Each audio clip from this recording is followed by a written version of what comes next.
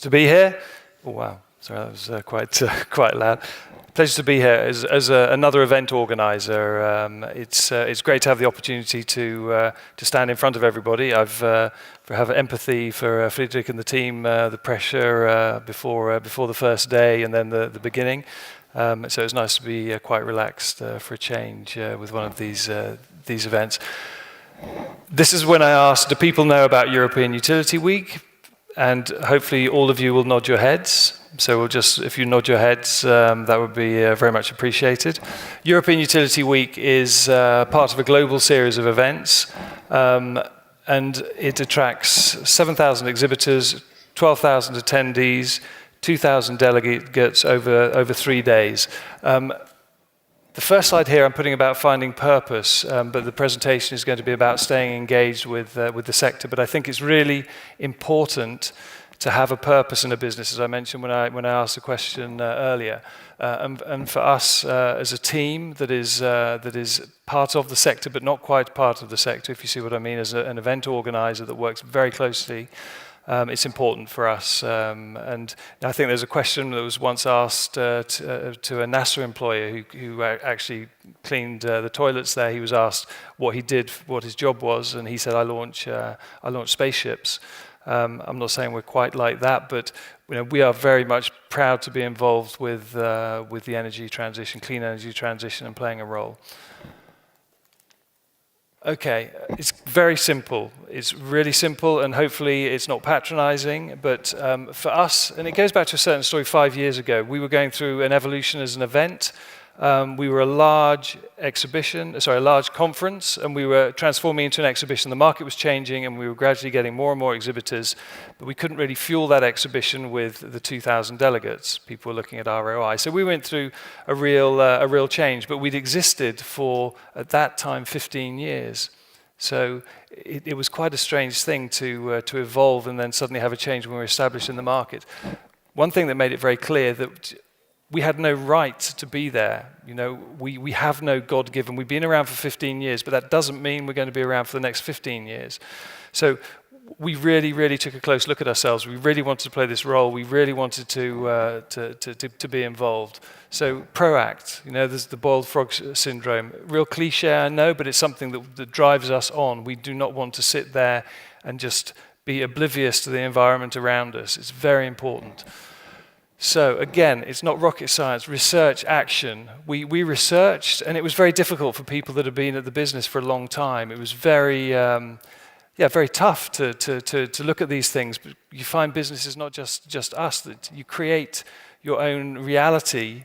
So you create your own truths about the reality that you're in. And that was good enough to explain why things could have been this, or explain why we couldn't accelerate the audience growth. And I have to say that this was something that we were experiencing more than the people that were involved with us. Fearless, not reckless. I love the word fearless transition. But again, it's moving forward with the research, with the data. It's certainly not reckless. And measure. We use Net Promoter Score, and people criticize it. Well, it changes from region to region. Was the sample big enough, et cetera, et cetera. But that's the way we measure, and that's the one that we judge ourselves on and judge ourselves going forward. So proact. Okay, again, another very obvious headline. So now we get to the bit where we have our purpose. Our purpose is to play that role, as it says in the bottom right-hand side. It's clearly, and our team are very passionate about that and being involved. But then you get to the complex area. And again, connecting with the market, really connecting with the market. Everybody connects with the market. I've not been involved with a business that doesn't, but we really connect with the market. Are we really committing to it? Are we really listening? Are we really reacting to it? It's sort of lip service I see in so many instances. It is a box that you tick. And then you can tell everyone, yes, we listen to the market, but do you really listen to the market? And I think it's important to ask yourself that question. Hopefully the answer will be yes, but let's have a bit of honesty. Okay, so we came up with various elements. The research we did, there is a need for a neutral strategic business model and policy forum. That was our summit. That's great. That was a corner of our business. That's something we need to work on to make sure that it is excellent. There was need for a project-based best practice sharing platform. This is something that we turned into hubs. We didn't run them exactly like this, but something that we needed to develop. There is a huge need for innovation, accelerating the route to market for new technologies. That is something we felt we could play a role in. We have platforms around the world. We have the ability to bring people in. We were criticized for being an event for large companies. So what do? We opened up the event to smaller startups, free of charge. They can come in and they can come and try and find pilot projects, investors. Not enough young talent entering the market, male, female. Again, if you look at our demographic, there's actually changing. There's more females attending our event than they used to be, and the age is dropping. I don't really help that demographic, but in general, that is good to see. So innovation needs to be taken forward. So we needed to push this forward. And there's a need for a large-scale marketplace. Billions are going to be traded, so we need to have a fully balanced exhibition, which is now there. So this is great. But then if you look at all of the connections that you have to make with the market to make every one of those elements good is very, very complicated.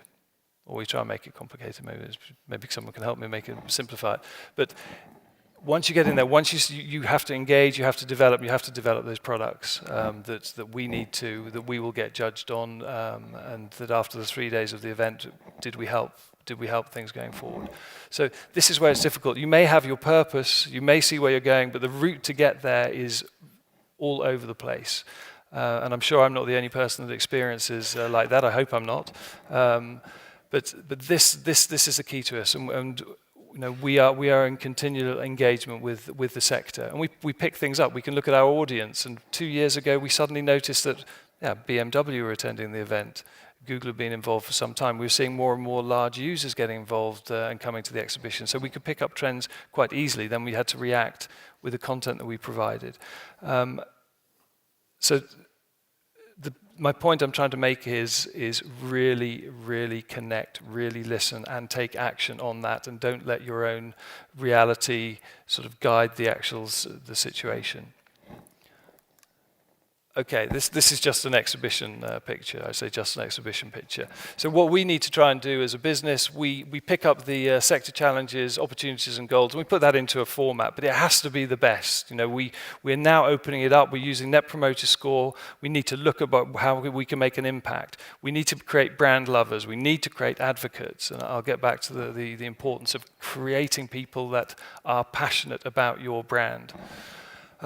Business forum, content, as I mentioned before, very important, certainly for this sector.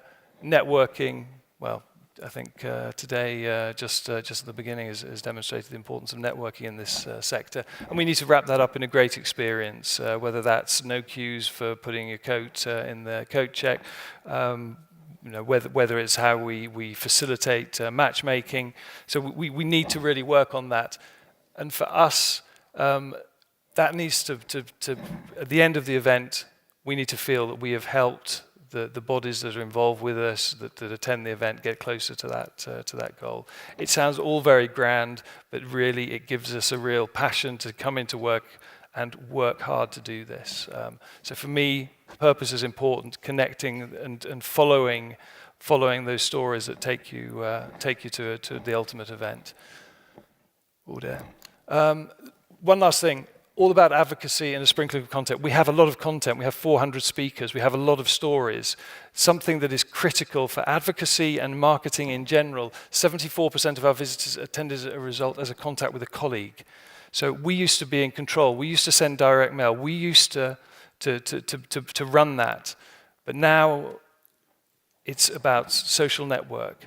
And that means advocates become more and more important. Brand lovers are crucial to developing your business and taking it forward. People that have a problem will tell everyone how they have a problem. So it is a case of working very hard to make people fall in love with what you do.